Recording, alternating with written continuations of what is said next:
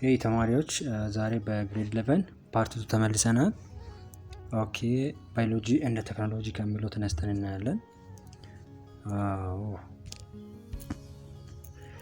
ባዮሎጂ is the study of life, structure, function, growth, origins, evolution and distribution of living organism.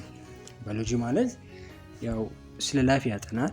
ስለ ላይፍ ስንል ለምሳሌ የአንድ ህይወት ስላለው ነገር ስትራክቸሩ ምን ይመስላል፣ ፋንክሽኑ ምንድነው፣ እንዴት ያድጋል፣ ኦሪጂኑ መነሻው ከየት ነው የመጣው አንድ ህይወት ያለው ኦርጋኒዝም፣ ኢቮሉሽኑ እንዴት ኢቮልቭ ነው ያደርገው ያ ነገርና ዲስትሪቢዩሽን ኦፍ ሊቪንግ ኦርጋኒዝም እነዚያ ህይወት ያለው ነገር እንዴት ዲስትሪቢዩት እንደሆነ በዚህ ምድር ላይ እንዴት ተከፋፍሎ እንደሄደ ያ ቴክኖሎጂ is the application of scientific knowledge, skill, method, process for the production of devices and the tools for scientific investigation.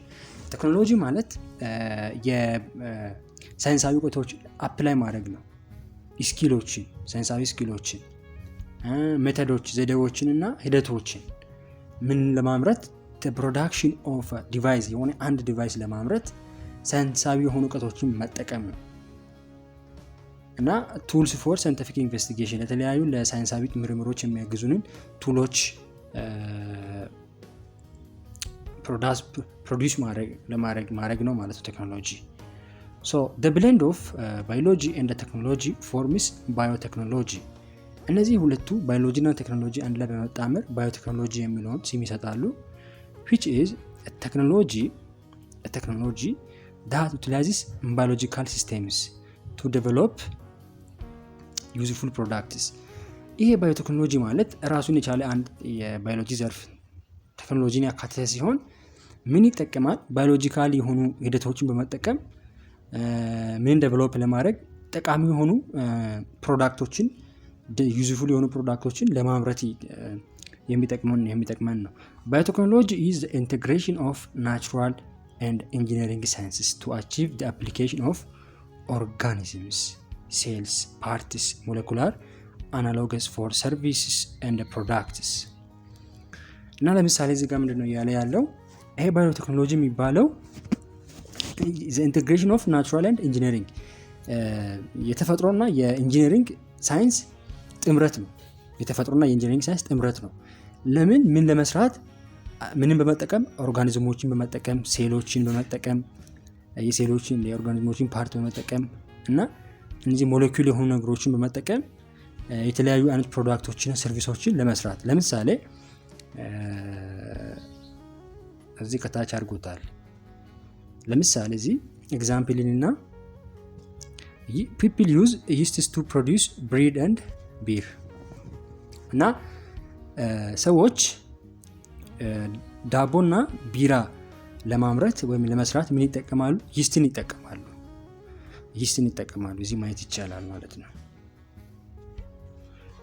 ኦኬ ሌላው benefits of biology to technology። አሁን እዚህ ጋር የምናየው ባዮሎጂ ለቴክኖሎጂ የሚሰጣቸው ጥቅሞች ምንድናቸው? ማለትም ባዮሎጂ ከቴክኖሎጂ ምን ይጠቀማል ማለት ቴክኖሎጂ ከባዮሎጂ ምን ይጠቀማል የሚለውን እናያለን።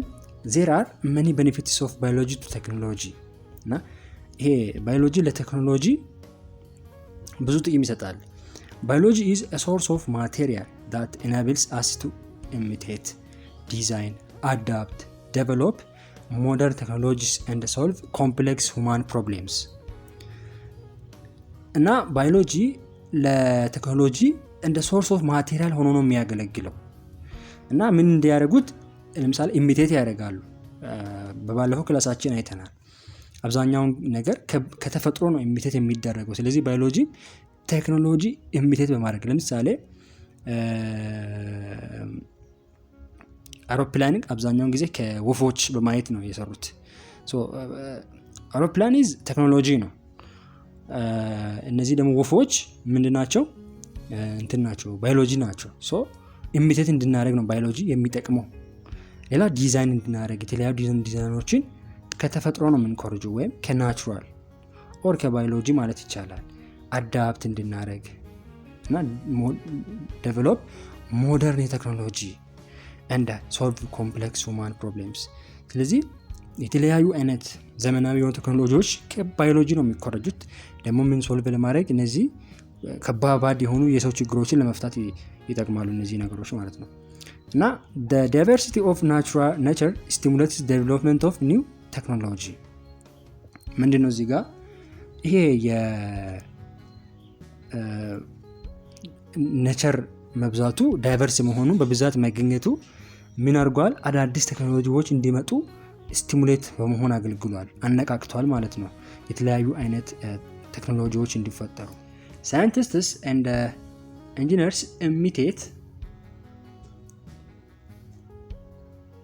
imitate nature to innovate, problem solve and expand their scientific understanding።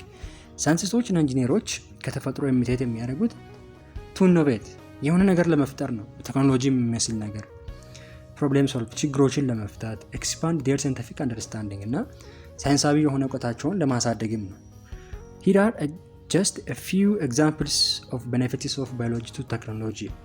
እና ከታች የምናየው ጥቂት ባዮሎጂ ለቴክኖሎጂ የሚሰጣቸውን ጥቅሞች እናያለን፣ ኤግዛምፕሎች እናያለን። በመጀመሪያ ላይ ያለው ሜዲሲናል ፕላንት ነው ያለው። ሜዲሲናል ፕላንት እናያለን። many biochemical substances in plant have been used to develop medicines። እና አብዛኞቹ እነዚህ ባዮኬሚካል የሆኑ ሳብስታንሶች ኬሚካሎች ናቸው ፕላንቶች ውስጥ የሚገኙት። ለምን ይጠቅማሉ? to develop medicines ሜዲሲኖችን ለመስራት። እንደምታውቁት ፕላንቶች ምንድናቸው? ባዮሎጂ ናቸው። ሜዲሲን ደግሞ ቴክኖሎጂ ነው። አያችሁ? ስለዚህ ባዮሎጂ ለቴክኖሎጂ የሰጠው ጥቅም ነው እዚህ ጋር። Scientists have imitated nature to develop artificial version of these biochemical substances። እና ሳይንቲስቶች ነቸርን ኢሚቴት አድርገዋል፣ ኮፒ ነው ያደረጉት ከነቸር የሆነ ነገርን to develop artificial version of this biochemical substance። የዛ ነገር አርቲፊሻል ለመስራት ኮፒ ያደርጋሉ ሳይንቲስቶች። በሁለተኛ ደረጃ ላይ የሚገኘው ደግሞ ጂን ኢንጂነሪንግ እና ባዮሲንቴቲክ ማቴሪያል ናቸው። Scientists have imitated the nature of human, animal and plants gene። እና ሳይንቲስቶች የሰውን ልጅ አኒማልና ፕላንቶችን ምን አድርገዋል? ኢሚቴት ያደርጋሉ። እና the use of imitating genes include gene engineering to cure genetic condition and the recreation of biosynthetic material to repair damaged body። እና እዚህ ጋር ምንድነው እነዚህ ሳይንቲስቶች ጂኖችን ኢሚቴት በማድረግ use of imitating gene ኮፒ ያደረጉትን ጂን በመጠቀም ምን የሚባል ቴክኖሎጂ ጂን ኢንጂነሪንግ ይባላል። ይሄ ማለት የአኒማል የፕላንት ሊሆን ይችላል፣ የሰው ሊሆን ይችላል። ጂንን ኮፒ ያደርጋሉ፣ ከሰውም ከእንስሳም ኮፒ በማድረግ ምን ያደርጋሉ?